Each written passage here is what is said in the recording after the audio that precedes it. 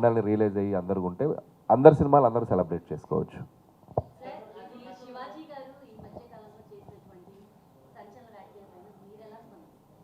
అమ్మ ఇవి చాలా సెన్సిటివ్ టాపిక్స్. నేను వచ్చింది మన శంకర ప్రసాద్ గారి సినిమా గురించి ప్రమోట్ చేయడానికి వచ్చాను.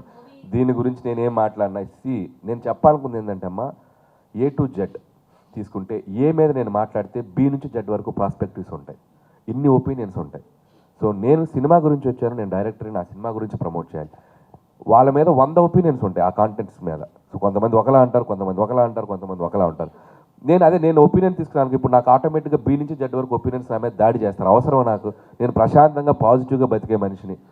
సో అందరూ ఎవరికి నచ్చినట్టు వాళ్ళు బతుకుతారు లైఫ్లో, ఎవరికి నచ్చినట్టు వాళ్ళ ఒపీనియన్స్ చెప్తారు. నాదేంటంటే నా పద్ధతి ఏంటంటే నా పని నేను చేసుకుంటూ పోతా. నా వల్ల ఎవరైనా బాధపడితే దానికి రియాక్ట్ అవుతా, నేను ఎవరైనా బాధపడితే వాళ్ళకి సంజాయిషి చెప్తా, అంతే తప్ప అన్ని టాపిక్స్ మీద మన ఒపీనియన్స్ ఇవ్వటం ప్రతి సందర్భంలో కరెక్ట్ కాదని నా ఫీలింగ్ అమ్మా.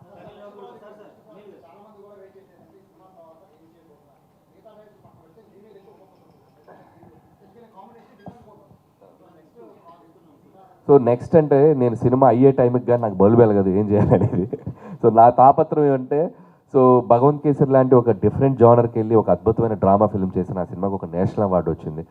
సో ఎంటర్టైనర్స్ చేస్తూ మధ్యలో ఏదైనా ఒక ఎక్స్పెరిమెంటల్ ఫిల్మ్, ఒక మంచి డ్రామా ఫిల్మ్ చేయాలని నేను ఎప్పుడు అనుకుంటాను. సో అది ఎప్పుడు చేయాలనేది ఆ వెళ్ళే ప్రాసెస్లోనే తెలిసేది. ఇప్పుడు ఆడియన్స్ సంక్రాంతికి వస్తున్న తర్వాత వాళ్ళు ఇచ్చిన రిజల్ట్కి మళ్ళీ వాళ్ళని ఎంటర్టైన్ చేద్దామని మళ్ళీ ఈ సినిమాతో వచ్చాను. రేపు ఈ సినిమా కూడా అద్భుతమైన హిట్ అయితే సరే ఇంకొకసారి వాళ్ళు మళ్ళీ ఇలా అనిపిస్తుంది బ్రెయిన్కి.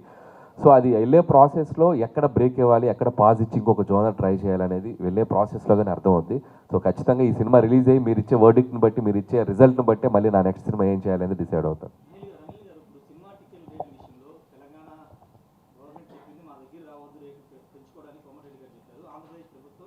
భారీ బడ్జెట్ కొన్ని జీవో గతంలో